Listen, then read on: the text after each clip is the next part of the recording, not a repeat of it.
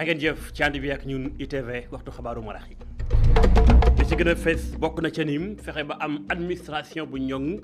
lépp tegu ci yoon bañ a am jëlu kumba am ndey ak kumba amul ndey président Macky Sall kàddoom jib na jëm ci wàllu gu ni mel dafa porox ndollum démb ba mu doon woneem lu jëm ci ISO bi nga xam kon palais am na ko dañ ci ñëw ci biir xabaar yi dama gën a yaatoo dana ci bokk itam yeesal parc automobile bi maanaam oto yu yeb nit ñi ak ay yeb bi ci biir Sénégal ñu soppi ko ngir wàññi accident yu bari yi am na yenn yooyu jotoon ko won liggéeykat yi ndax am na benn centre de formation bu mag bu nekk Diamniadio dafa lëkkaloo ki partenaire am ngir gën a liggéey ci wàllu guré mi daañu ci ànd ak gëstu Babacar Seck ci biir xabaar yi dana ci bokk itam lu jëm ci li nga xam ma soxal wàllu ko projet CAN bi ndax dañ koy dàq am dee su ko dàq lu mu ci mënti doon coow li mi ngi wéy di jolli sunu rédaction ITV càmbar ko itam dugg ci mbedd di Ndakaaru yi fii corniche bi fekk na fa ay sportif seen kàddu jib ci wàll gi lu man di xew mooy nañu dàqub CAN moom mënta nekk lu xel di nangu ndax waajaay gi dafa yàgg daañu ci ñëw tam ci biir xabaar dañ ci boole pàcc bi ñu jagleel culture alxames tey lay doon rubrique bi leen ko jagleel di ci ànd ak Osama Monique Sagnam mu ngi noonu plat national ceebu jën dugg ci këgguy UNESCO ginnaaw ay ati at ñoo ko li jën ci wàllu guddi mel dañu ci ñëw lii moo gën a fees nis kis faram fàcce gi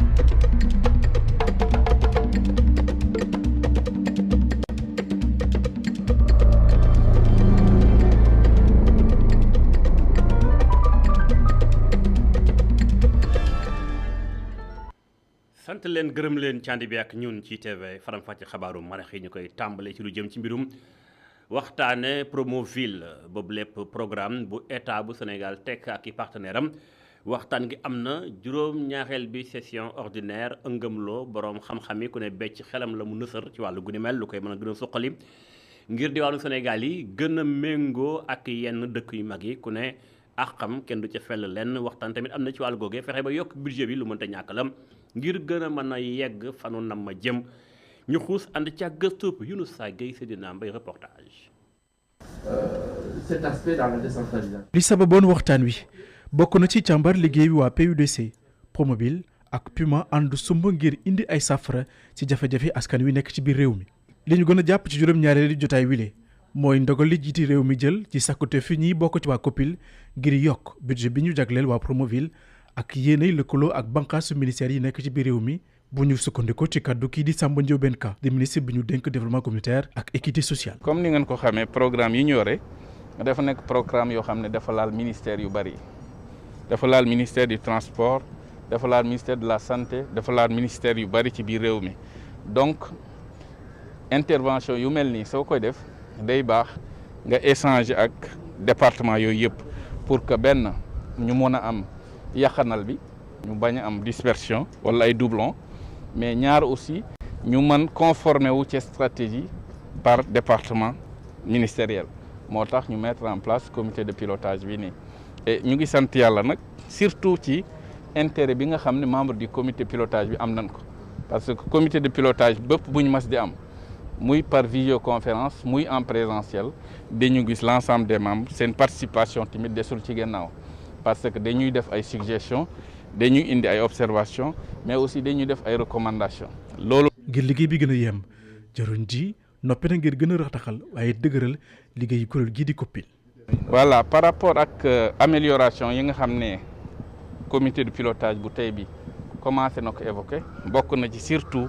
programme yi continuer di lëkkaloo ak service technique yi nga xam ne ñoo nekkal état ci département yi ci région yi.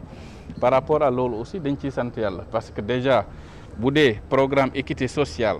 lépp loo xam ne wàllu bourse de sécurité familiale projet bi nga xam ne moo yore filets sociaux yi affaire incendie affaire jàppalante askan wi à la base foofu noonu déjà mettre nañ en œuvre programme bi parce que bu njëkk dañu doon jël ay millions yu bari di ko fay ay opérateurs sociaux ay privés suñu suivre programme bi ba benn moment gis suñu seen bopp ñu bàyyi mais bi yoon dañu ne leen ñii ay agents de l'État lañ kon il faudrait que ñu impliquer leen ci mise en œuvre bi sant yàlla programme boobu actuellement mën naa ne la quasi totalité incha allahu taala suñu ay services ñoo koy def. ngir seen yéene ci askan wi antu ñi bokk ci comité bi jàpp nañu foofu waa PUDC Promoville ak Puma way di liggéey di xàccandoo ak dóorandoo. ngir taxawu askan wi ci seeni jafe-jafe. Younoussa Gueye jaajëf xabaar yi wëy ci wàllum développement mënta ñàkk mbirum transport ndax yeb ak nit ñi koy yebbi bim day tax ba nit ñi mën a xëy liggéey mën a daan seen dooleem oto yi Sénégal nag da cee bari yu màgget yu ci baree bari tey ña fay dawal oto yooyee sax yooyu oto mu leen mag ndax yàgg na yu mel ni si place yi bokk na ca am na projet bu jóg ngir mën koo wutal benn centre bu mag mi ngi nii ci wàllum formation professionnelle ñoo ngi ko samp jam ñaajom lëkkaloo nag seen i partenaire doon becci façon oto yi ñu bëgg a teg ci marché bi tey ngir gën a yombal dem beeg dëkk bi lépp tegu ci yoon ñu xuus ci boobu projet na mu gën a yaatu di ci ànd ak gëstu bu xóot ba Babacar Seck reportage. oto bu njëkk bu ñu defar tuddi ko Oniva mu am yéeni wuutu 7 places yi fi nekk wane la leen ko ak ndongo yi nekk ci ISEP bu Diamniadio lu nu mel bokk ci benn ci ay pexe indi ay oto yu bees ndax yi fi nekk màgget na lool. 7 places ñu ngi daw ci réew mi ëpp na juróom fukki at wala lu ko ëpp ñu yàgg fi lool ñu bare ci ñoom dem ba xaw a mag lu mag nag moom day ànd ak danger chaque jour ngeen dégg accident boo xam ni 7 places daf ci bokk indi ay laago wala indi ay bakken yu ci rot 7 places bi ñu wane nga xam ni day nekk 7 places bu wóor bu dëgër boo xam ni bagage yëpp sóoraale nañ ko parce que xam nañ ni fi nit ñi bu ñuy tukki dañuy bari ay bagage buñ ko wanee tey bu ñu waxtaanee ba noppi ñoom dinañ seen nañ leen ko mën a dugalee ci jàngu gune yi fi nekk. xaatim déggoo diggante ISEP bu Diamniadio ak Univa dina may ndongo yi nga xam ni ñu ngi jàng lépp lu jëm ci wàllu automobile man di ko jëfee teg ci mu may leen bunt ngir ñu am liggéey. gis nga modèle ISEP mënoo ko wax te waxuloo alternance waxuloo théorie mais alternance bi moo gën a bëri parce que noonu lañ ko liggéeyee ISEP dañu wax ne li fi nekkoon amoon na ay école de formation mais boo xoolee dañ daan former mais xale yi après dañuy daw di uti ay liggéey mais fii non seulement dañuy former mais dañ lay former ci ay compétences yoo xam ne yow boo fi jógee doo soxla ñu lay former waat pour nga dem entreprise parce que déjà ci biir formation bi tàmmal nañ la yaa ngi entreprise tout le temps yaa ngi entreprise te xam nga xale boo ko mettre dans cette situation rek dafay dem ba même bu génnee di liggéey du changer dara et puis ki muy liggéeyal du sonn aussi et ça c'est très important. réewu Sénégal nar naa nekk fi ñuy defaree oto yooyu di Oniva ci kàddu ñi ko sos teg ci ne ndongo yi ISEP bu Diamniadio ni ki ñeen koy defee dinañ mën di jàng boole ci liggéey. jaajëf Babacar Seck yooyu leeral xibaar yi wuy ci benn mbir li mi ngi soxal mbirum pollution ko wax mbirum oto yu màgget da nga xam la muy goxi saxaar su bon soosé li muy yàq ci alam gi sa kanam ay xëtër yu xëtt lay jur yenn saa yi ndax day dem ba tooke lay mujjee nooy ci loolu mbirum environnement la ñuy waxtaan ci wàllu googee ndax BDAN xam nga ni yaa ngi ko dégg BDAN pollution ba tar na daanaka tefes ga kenn mënut ko jëfandikoo te bokk na ci gën a rafet ci Afrique waaye tey jii yàqu na moo tax waxtaanee ko mënta ñàkk am na luñ ci def exposition man ak becc xool càmbar problème bi dëgg ana fan la jógee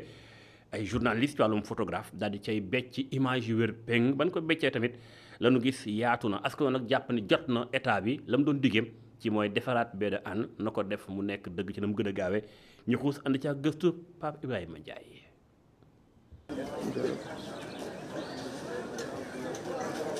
ci biir jardin botanique bu parc de Hann lépp lu jëm ci wàllum plastique ak lu muy yàq ci alam bi fësal nañu ko fi lii nag ñu jaarale ko ci ay photo wala sax nit ki ñu dutee monsieur plastique. yeneen loo yi nga xam mooy station d'épilation donc attribué ni nga ko pare xam naa entreprise bi groupement la dañoo commencé liggéey li nga xam mooy. photo yi daal di bari loolu. bu nekk am looy tekki waaye ñoom ñëpp nag benn mbir moo leen tax a jóg xar kanam gu ñaaw gi nga xam ne BDAN ci la nekk jamono ji daanaka appareil bi bàyyiwul dara lu jëm ci wàllum filet de pêche pneu wala sax mbalit yu tukkee ci bateau yi nga xam ne dañ koy sànni ci géej gi mu doon lu doy waar. parce que chaque semaine wala chaque 2 semaines dañuy doxee Yaraax ba Mbaaw. Yaraax la ñuy jógee dox suñu tànk ci tefes bi ba Mbaaw parce que li ñu bëgg il faut ñu ne lu ne jàkk rek la ñuy bëgg waaye bëgguñu lu ñuy nettali parce que moo tax ngeen ci photo yi différentes photos parce que boo xool li ñu photo rek ëpp na 25000 photos ñu tànn ci 120 photos pour 3 expos première partie bi moo nekk nii ñi nga xam ne ñoo jege bee bi ñi ngi wéy di nettali histoire bi nga xam ne moom la àndal waaye nag mu mel ni photo yi ñu fi amal am na benn mbir bu bees bu mu ci indi bu ñu sukkandikoo ci ñi nga xam ne dañuy yëngu ci wàllum alam bi. sagar yi et des branches de mangrove dañuy laxasu sagar yi mangrove yi mu ngi indi Saloum donc géej gi. wan nañ la 16 anglaise boo ko sànnee ci tefes bi mu ne wan nañ la muus yi ak mala yi nekk ci tefes wu Yaraax wan nañ la rabu géej yi muy maawo muy pipi muy requin wan nañ la ko ci tefes gi ñu nekk fay nëpp di yàqu loolu yëpp ay phénomène la yu nga xam ni soo gisuloon photo yi doo ko xam ñun ñu fi juddoo màgge ko mbir mi ñor na gis nañu ko mais ñeneen ñi gisuñu ko yëguñu ko te lu yàq tefes gi la parce que moom moo gën a bon sax ndox mi nga xam ne yaa ngi koy gis ak yàqu-yàq mu bari donc expo bi lu am njëriñ la lu ñu kontaan la lu mun a alerter autorités yi la ci gaaw ak yàkkamti bi nga xam ne soxla nañu ko ñu toftal ci projet bu nga xam ne ndox mi rek lay segg ñu toftal ci projet bu nga xam ne day jël mbalit mi nekk ci tefes gi. ñu fi dëkk wala sax ñu participer ci exposition bi ñëw nañ gis photo yi di fàttaliku. waaye li ñu mënul wane mooy li fi nekkoon dem man fii laa juddoo fii laa màggee Bédane dañu fa daan dem di fa sangu semaine bu nekk dañu fa dem ñaari yoon ñetti yoon di sangu si bee bi da ngay sa tànk da ngay kii nii sa tànk rek sa bet yi ngay for sa bet yi di for buuj ay njum xóob lépp fa amoon waaw loolu yëpp kenn dootu ko fi gisati en tout cas man duma ko fi gisaat xëy na yéen ngeen gis ko waaw. ñaari photojournalistes yi am yaakaar ne gannaaw ba ñu jeexalee phase bu njëkk bi bés dana jot ñu daal di jël ay photo yu rafet yoo xam ne ci Bédane nu mu menoon lay tukkee. Je vis plus d'espoir à mon âge. Je vis plus d'espoir. Je veux voir. bala may dee quoi. waaw doo ko bëgg gis. Pape Ibrahima Ndiaye duñ la bàyyeegun ginnaaw exposition bi maanaam becc gi li xew ci kanamu askan wi directeur ONAS di ki nga xamoon di Ababacar Mbaye kàddoom jip na jëm ci li ñu war a jël ci ay pexe ak xeex bi ñu war a sumb ci wàllu gouvernement ñu teewlu ko. ci dépollution de la Bédane moom li wax sànq ci tubaab mooy projet de dépollution de la Bédane nekk na projet bu am solo boo xam ni président de la République da ko réyal parce que dana tax ñëpp ñi dëkk ci bee bi li nga xam ni mooy assainissement da leen koy jël en charge industrie yi nga xam ne nekk na ci côté bee bi aussi dañuy jël li nga xam ne mooy seen assainissement donc nekk lu am solo ba moo tax fi ñu toll nii ñoo ngi ci réalisation premier lot mooy bu ñuy wax intercepteur mooy réseau primaire bi ci long ci li jël bee bi yëpp ci vraiment ni mu tëddee mu ngi toll ci fukki kilomètres ak ñett wala ñeent yoo xam ni war na woon voilà li nga xam ni moom lay durer mën naa wax ni loo yu bëri la donc loo yi nga xam mooy réseau secondaire tertiaire yi mais am na aussi port autonome dañ koy assainir mais dañu xool ni aussi li nga xam ni mooy environnement de façon globale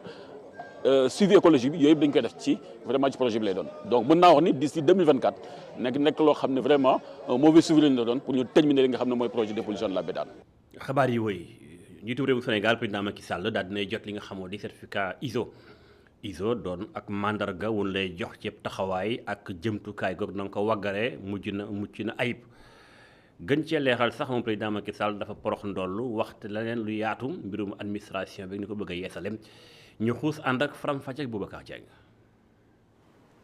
Ce 15 décembre 2021 est une date historique pour la présidence de la République du Sénégal. mu doon lu rëy guléet ñuy jox certification ISO 9001 version 2015 ab présidence de la République bi ñu taxawalee bi la norme nga xam ni ñu ngi ko basé ci qualité liggéey bi ci atum 1987 ba léegi lii di mbégte ci njiitum réew mi. Nous venons donc de recevoir le certificat ISO 9001 version 2015. ñi ngi soog a jot certification ISO 9001 mu atum 2015 loolee di wane rekk ne lépp lu jëm ci wàllu yorin wu rafet jëm ci bépp kuréel bu ne ci palais bu ne ci présidence de la république amoon nañ ko certification boobu sax doon mbégte ci ñëpp ñi nga xamante ne ñooy liggéeyee ci présidence de la république. Cette certification est une fierté pour tous les personnels de la présidence de la République. certification bi nag ñu ngi ko jox direction des moyens généraux bu présidence de la République lii itam tax présidence ñu koy ràññee bu baax ci wàllum management de qualité ndaxte DMG doon na lu am solo ci présidence de la République. C'est la déclinaison temporelle de toute une chaîne de responsabilité basée sur des lettres de mission claires. distinction bi ñu am boo koy xool li ko waral bokk na ci responsabilité yi nga xamante ne jox nañ ko bépp kuréel bu féete fii li ñu boole doole yi sax ak yorin wu baax wi moo tax présidence de la république ñu jiital ko ci kaw te it di wane rek ne yorin wu mucc ayib lañ ko yor te sax certification bi day tax ñu gën a bàyyi xel ubbiteek administration bu Sénégal ngir ñu gën koo ñoŋal. Cette certification ISO 9001 version 2015 ouvre de nouvelles perspectives pour toute l'administration sénégalaise. ci weeru novembre atum 2020 ci la njiitum réew mi xaatim lettre bi nga xam ni moom la ñuy dugal ngir mën a am certification ISO moo tax Macky Sall di sàkku rek ci ñi nga xam ni ñooy liggéey ci DMG ñu gën a ñoŋal seen liggéey ngir yeneeni service yi aajowoog ci nguur gi man see roy waaye itam yokku liggéey bi ngir fii ak ñetti at ñu mën a amaat certification ISO 9001 version 2015. Avec des applaudissements. Boubacar Dieng duñ la bàyyeegun dañuy xuusandi ba tey ak njiitu réew Sénégal bi Macky Sall ndax kàddoom jot naa ji ni ma ko waxee sànq ci mbirum administration bi nee na faaw ñu bàyyi jël gi recrutement bu tegut ci yoon. nañ ko jox ñaka yelloo ci bañ a def njëlub kumba am ndey ak kumba amul ndey maanaam yaa ma neex ndax sama mbokk loolu sama xarit la nekkul lu jaaru neenam ci faaw ñu xool ci ay pexe yu teewlu kàddu président Macky Sall. La présente cérémonie m'offre aussi l'occasion de revenir. damay prox ndoll ci jotaay bi ngir wax importance bi nga xam ne jox naa ko modernisation bu administration ak it yorin bi ñu war a amal ngir mu dëppoo ak jamono ci suba si dong doon nañu waxtaan ci ni nga xam ne moom la ñu recruter yenn ci personnel yi am na si yoo xam ne sax jàpp naa ni jaarul yoon na loolee tax na moo doon woo jëruñ ñu dénk lu jëm ci wàllu koom ngir rek mu xoolaat salaire yi nga xam ne ñu ngi koy fay ñenn ñi ci bërëb yi nga xam ne daanaka fa ñu leen jël daanaka du seen bos. ba tax ma jàpp ne it loolee ñun am nañ ci fànn wu ñu war a ba tax ma jàpp ne it loolee ñun am nañ ci wàll wu am solo wuñ ci war a amal ñun ñi ñu fi teg li ñu war a def rek mooy fexe préserver li ñuy wax patrimoine public maanaam alal ji nga xam ne askan wi ñoo ko moom ngir rek fexe ba lépp lu ñuy génnee mu jëm ci wàllu public bi ñu xool foo xam ne bu fa duggee dina amal njëriñ askan wi ak ñëpp ñi nga xam ne ñoo fa nekk loolee bu ñu ko deful rek dañuy wane ginnaaw moo tax ma jàpp ne am na solo lool ngir ñu yokk li nga xamante ne moo di transformation digitale bi jëmale ko rek ci administration bi bokk na ci loolu li ñuy wax régie financière ak trésorerie maanaam wàllum koppar impôt yu domaine cadastre ak douane. Je tiens à ce point à insister sur l'urgence d'accélérer la transformation digitale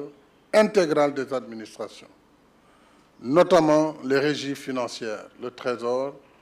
les impôts, domaine cadastre et la douane. muy kàddu président Macky Sall Cheikh Diop moo tink ay kàddoom ci wolof leneen ci xibaar mi ngi jëm ci mbirum poste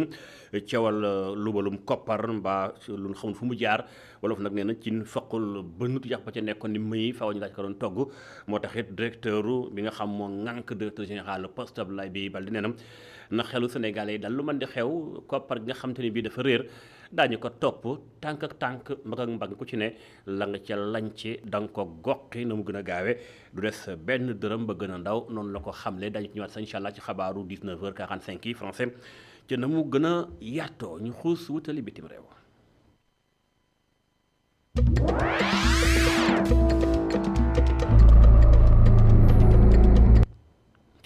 dañu koy tàmbalee ca réew Mali ki nga xam si moo fa nekkoon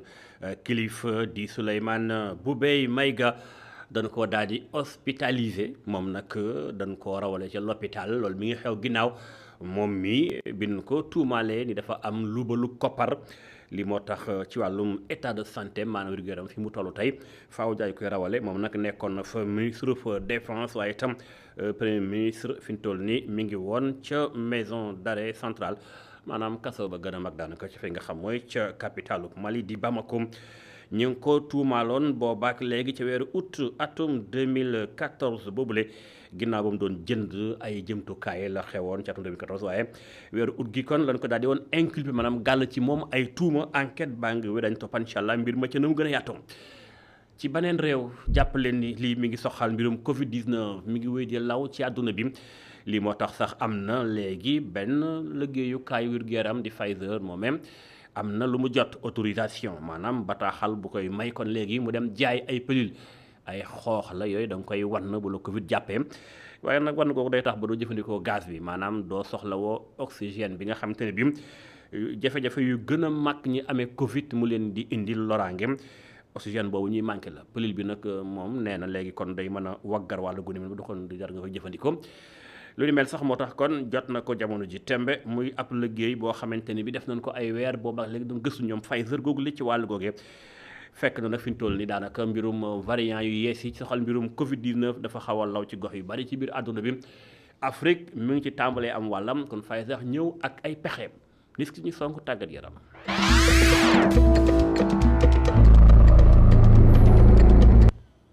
dañ koy tàmbalee moom sport xam ngeen ko muy soxal mbirum coupe d'Afrique des nations fi ñu toll ni ñu bare ngi laam-laamee naan ndax deesu ko dàq ndax Covid sax moo ko sookee bu ñu deful ndànk ak jëmtukaayu paju gi ak waggaru gi ca Cameroun ndax réew moomee am na matukaay wala CAF dana teg matukaay yu war ngir ku ci ne war a mën a aar boppam joueurs yeeg staff yeeg supporters yi li mel moo tax ki nga xam moo di journaliste bi di consultant di Nabil de Julie moom itam ci boppam dafa jàpp ni sax dafa jot nag CAF jël ay lengeem jël cëggal gu yi doxal boppam ca bañ a diglu ñi nga xam te ne bi ñooy ay waxu dàq wala sim seen am na lu mu ca jokkoo ak Pape Malick Diaw. Des rumeurs autour d'un report de la Coupe d'Afrique des Nations, c'est quelque chose qui devient presque un refrain depuis quelque temps. Maintenant,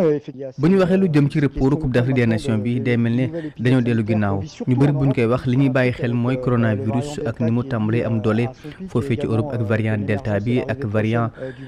Omicron bi booy xool sax Grande-Bretagne ñoom dañoo jël ay dogal ñeel wàllu voyage ak déplacement bi ngir rek bañ jàngoro ji war faa law waaye loolu yaakaar naa ni taxul Afrique ñu war a mën a reporter CAN bi te loolu bu ci war a am sax kilifa yi ngang football bu Afrique ñoom ñoo koy décider waaye nekkul waa tugal ñoom ñu jël dogal rek di reporter wala ñuy annuler sax Coupe d'Afrique des Nations bi loolee sax booy xool jamono yi tax na ay laaj la ñu gën a nemmeeku ndax ci ay tontu ndax ba fi mu ne nii kenn amagul lu ko ci leer donte ne sax CAF mi ngi jéem a génn di dalal xelu ñeen ñi nga xam ne ñooy amateurs yi li ñu war a def mooy jamono yi rek indi ay réponses yu leer naa ñu jëm ci wàllu kaaraange joueurs yi fa war a bokk ba ñi nga xamante ne ñooy seeni club duñ am benn jiixi jaaxa ci bàyyi leen ñu ñëw moo tax may jàpp ne jamono yi li ñu war a def rek mooy CAF moo war a génn wax lu leer teg ay garantie yoo xam ne ñi fa war a dem ñëpp ci ñu di taskatu xibaar wati joueurs yi sax kenn du ci am jaaxle ngir Coupe d'Afrique boobee mën a am waaye man dina ma jaaxal lool buñ ko reporté wala ñu annulé ko ndax coronavirus. Il faut une communication rapide, claire et transparente pour savoir où on va. daañu ko dàq am de su ko dàq ndax mbirum Covid 19 lu ñu ci mën di doon fii ci mbedd Ndakaaru yi suñu reporter Moussa Mané def na doxantu ci mbedd yi ñoom gis nag mooy ñoom daal mën ñoo dégg mbirum dàq li nga xamoo di CAN bi ndax nag dàq yaa ngi tàmbalee bëgg a bari mu ngi leen bëgg a sàppi reportage. daanaka li des ngir Coupe d'Afrique bi tàmbali bareetul jamono ji nag coow daal di jóg ngir ñu fomb boobule compétition ñii di association des clubs européens bind benn bataaxal xamle ni fas yéene wu ñu bàyyi ñii di footballeur africain yi ndax dañuy ragal ñu dellu seeg lii di Covid 19 loolu nag askan wi di ko ñaawlu. Covid ci tubaab bi la ëppee ko ci ñun africains yi donc il est temps que aussi CAF di jël ay dispositions boppam di bàyyi tout le temps ñu la ñuy dicté par la FIFA man loolu la am lu muy wax quoi parce que là tubaab bi intérêt am lay xool man je les comprends ñoom seen intérêt la ñuy xool ñun tamit africains yi ñoo war jël suñu intérêt par rapport à nos joueurs par rapport à nos continent par rapport à suñu équipe nationale ñu xool ñu ne lan moo ñuy njëriñ il est temps qu'on soit indépendant. waa ji moom loolu doon na li ko naqari lool moo ngi xamal ni li FIFA bëgg a def tegu ko fenn. comme ñoom seen championnat bi instant yi mi ngi déroulé te pourtant gars yi vacciné wu nañu ñu ngi sol ay masque di dem ci terrain yi pourquoi pas ñun tamit war ñu mën def loolu Coupe d'Afrique bi ñu vacciné képp kuy ñëw biir Cameroun ñu vacciné la ñu teg leen ci ay conditions yu baax c'est favorable war na mën a nekk. CAF liggéeyuñu quoi liggéeyuñu parce que benn lobby moo fa nekk ñoom tubaab bi la ñuy liggéeyal quoi en fait pour man loolu laa gis quoi son point de vue quoi loolu laa gis. ba tey kii moom di xamle tamit ne diggante FIFA ak CAF maguy def cee bari lool. li indi loolu yëpp mooy maguy bi am foofu diggante CAF ak FIFA parce que bi ñu nangu woon gars yi dem si élection diggante Augustin ak keneen ki kon loolu yëpp kon tey du ñu egg fii. Coupe d'Afrique mooy sunu coupe yaa ngi dégg ñoom am nañ coupe Europe am nañ coupe d'Europe am na coupe Copa America yaa ngi dégg coupe du monde daal la ñu bokk yaa ngi dégg loo xam ne monde bi yëpp ñoo ko bokk mais ku si nekk sa nation bi ngay jouer ak fi ngay jouer da nga ko war a défendre kon loolu bu ñu ko annulé loolu mooy coupe d'Afrique c'est fini rey nañ ko dootul amati. li ëpp ci askan wi nag di ñaawle li nga xam ne ni moom moo nar a am ci lii di organisation coupe d'Afrique bi lee ba tax na ñi ñaan lii di waa CAF ñu jël seen responsabilité ngir amal boobule compétition ci atum 2022.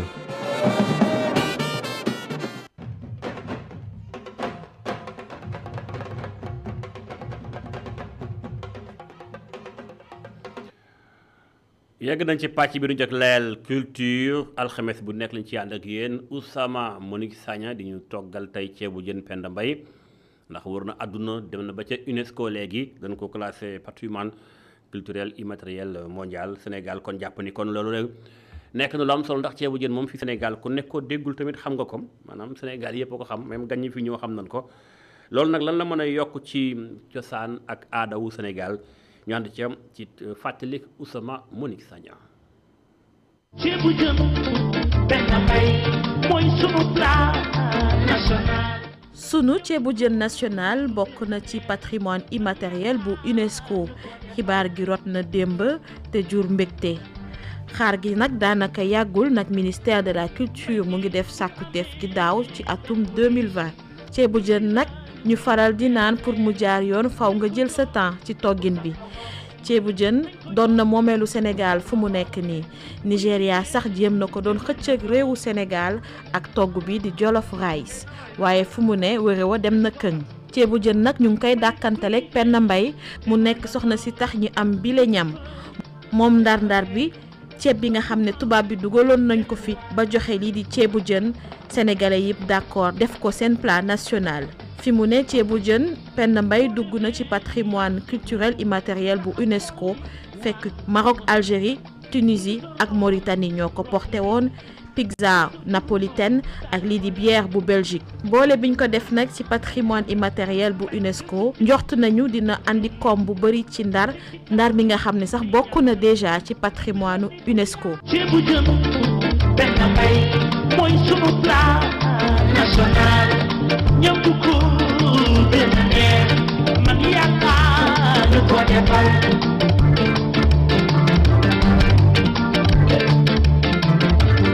mbay gi bu ñu amee benn police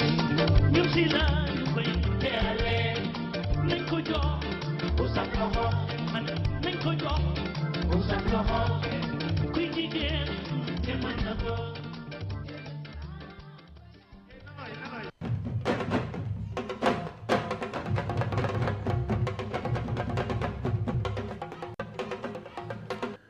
jaajëf Ousama Monique Sagna xaw ma ceebu jën Penda Mbaye wala ceebu jën Ndey mu ndaw lu ñu ci mën di doon macha allah sant leen gërëm leen cànd bi ak ñun lii moo tëj xabaaru marax yi ci TVM ñu bàyyi nag programme bi bloc d'information bi la total Cheikh Hassane Fall ak ganam mu doxal ba ci kanam jaa ngeen jëf.